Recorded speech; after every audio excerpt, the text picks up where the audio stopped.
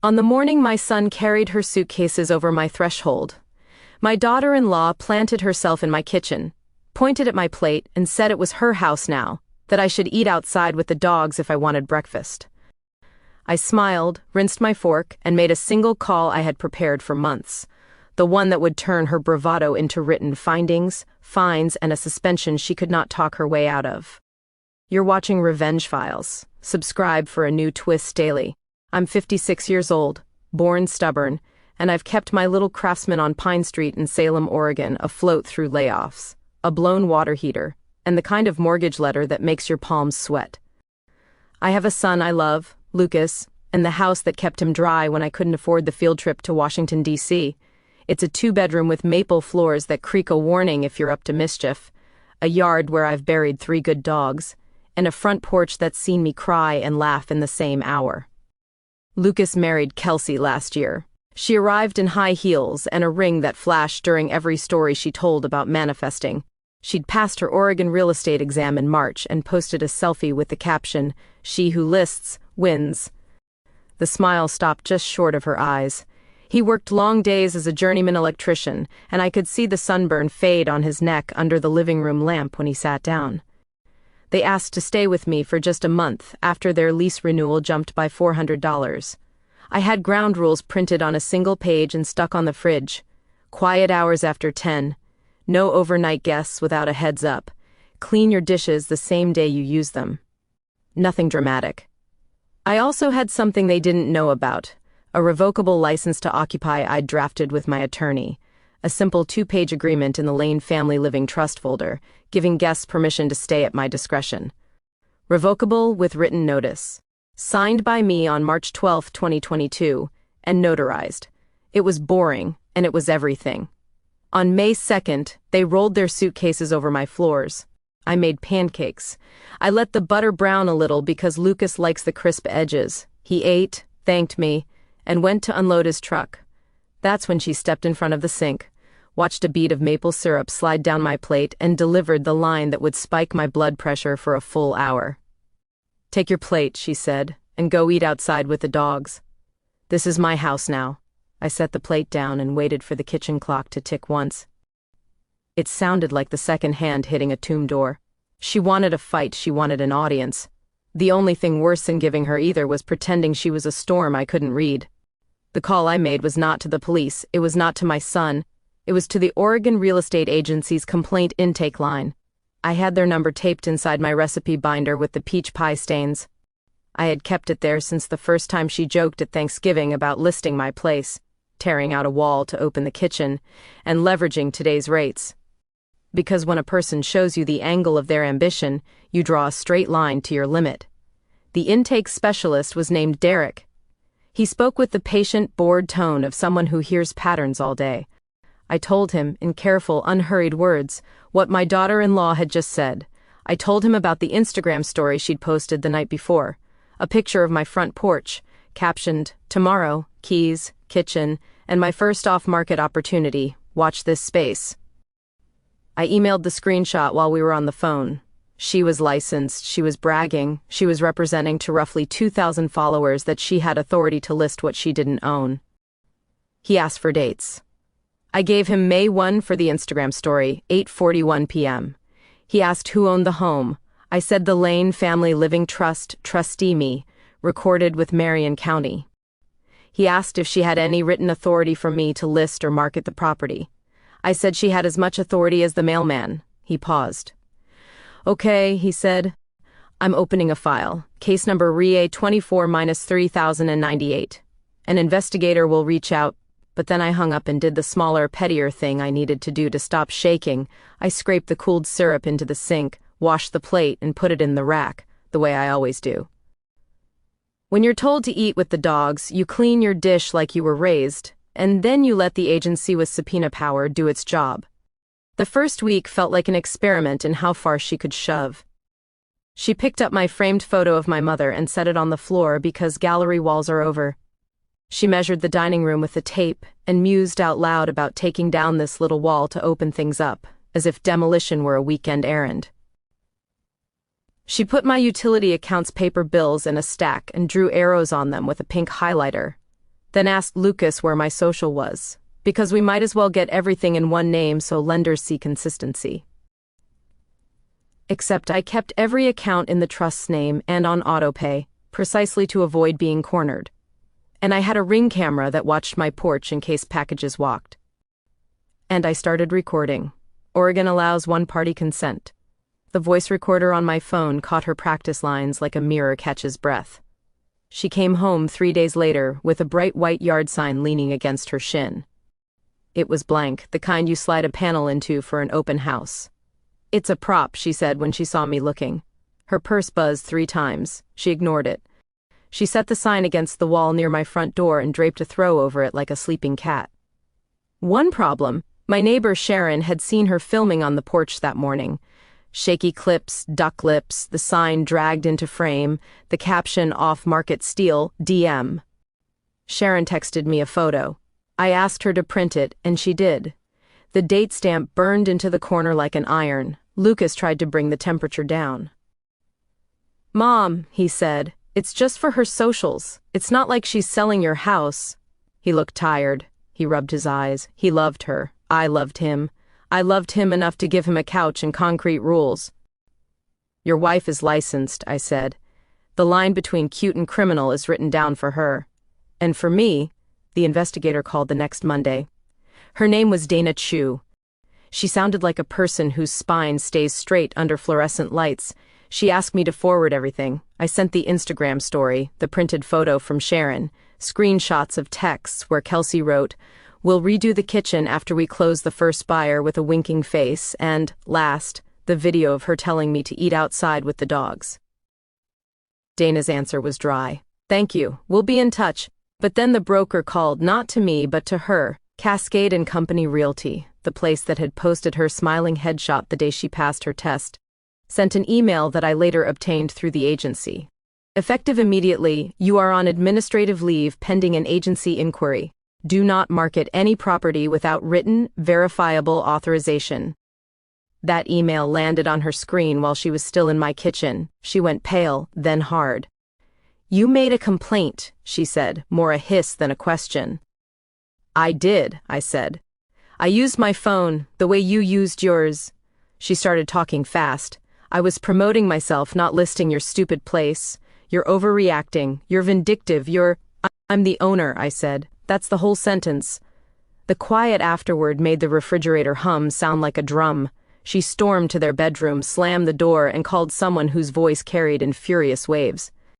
I sat on the porch and watched the mail truck pass as if I could read my future in the envelopes. The next morning she tried a different tack. She pulled up the Secretary of State site and searched my trust, then laughed when it returned nothing, because revocable living trusts aren't filed like corporations. She printed a template notice to occupant and slid it under my bedroom door as a joke. It told me to vacate her premises by the end of the month. She'd scrawled a smiley face next to the word her. I kept documenting. I added the note to the manila folder labeled Kelsey, house, clipped by date. I snapped photos of the blank yard sign as it moved around my living room like a chess piece. I kept cooking dinners so Lucas would eat something that wasn't gas station food, even as his wife salted the room with contempt. I didn't raise my voice. I didn't argue. I typed a notice to revoke license to occupy and addressed it to both of them. 10-day window. For cause, I wrote, including but not limited to misrepresentation regarding ownership, unsafe conduct, and interference with quiet enjoyment. I slid it under their door on May 10th and emailed copies. It wasn't an eviction. It didn't have to be. Guests can be told the party's over. She replied with the first actual threat. "If you try to make me leave, I'll make your life unlivable. Try me." I let the message sit. It was exactly the kind of sentence a regulator likes to see in context. Except within 2 days, she found a new lever. She called Salem Electric and attempted to switch the account to her name.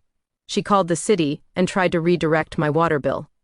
She even submitted a change of address with the post office for me, which the clerk caught because I walked in the next morning with my ID to ask if anything weird had come through.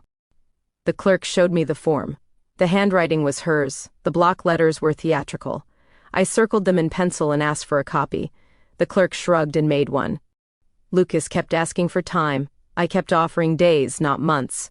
He stopped making eye contact when I mentioned the agency. He didn't want her license hurt.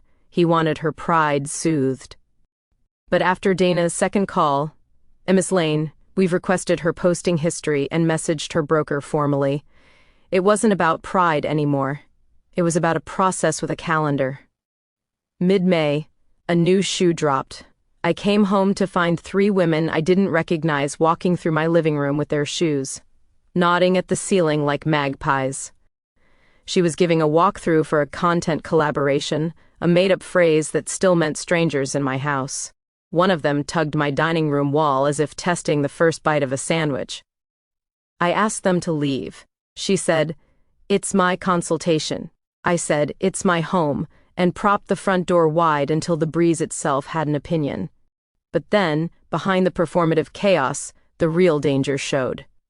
Lucas's business checking account bled in small, sharp cuts, $79 for premium ad boosts, $129 for a content toolkit, and, on May 17th, $940 wired out to a marketing mentor who promised closings in 14 days.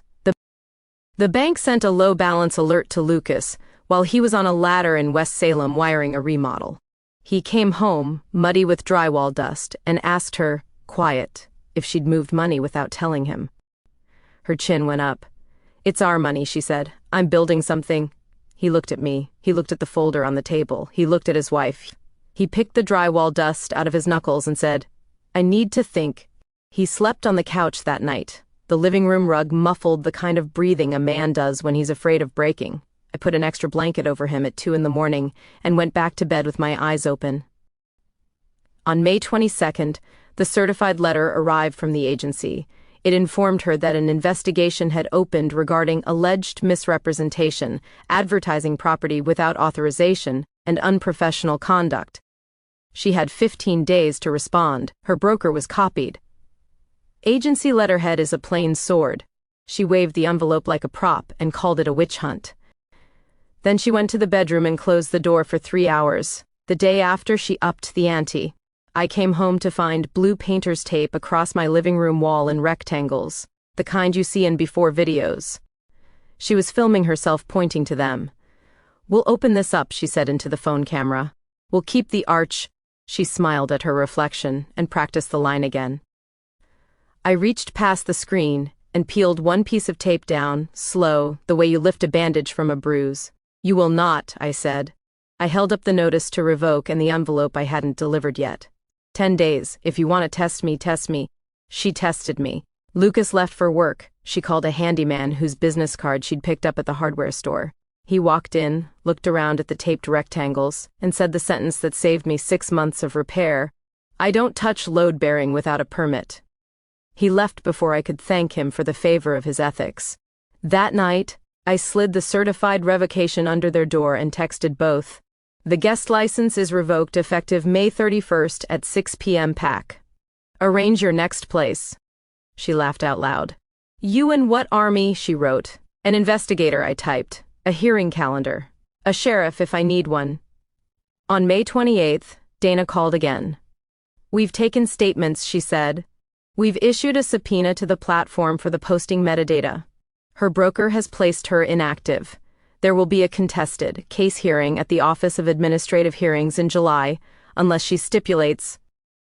I thanked her and hung up. Then I printed her words and slid them into the folder. I made lemon bars because I bake when the air in my chest won't move. On May 31st at 6 p.m., the house was very quiet. Lucas had moved his boots, his duffel, his tool belt into his truck. He hugged me and said, "I'm staying at Jacob's for a bit, I can't." His eyes filled and emptied. "I'll fix this." She stood at the end of the hall with her arms crossed. She said, "I'm not going anywhere. This is my house." Her voice was a stale echo of her first day. The dogs lay on the kitchen rug and sighed. I opened the front door and stood aside. She didn't move. I called a locksmith. 2 hours later, the locks were rekeyed while Lucas kept his hands in his pockets. The locksmith showed me how the new deadbolts clicked. I signed the receipt for $186. I slid 2 spare keys into the tiny safe in my bedroom. I changed the Wi-Fi password and reset the garage keypad. Basic things, nothing dramatic, nothing illegal.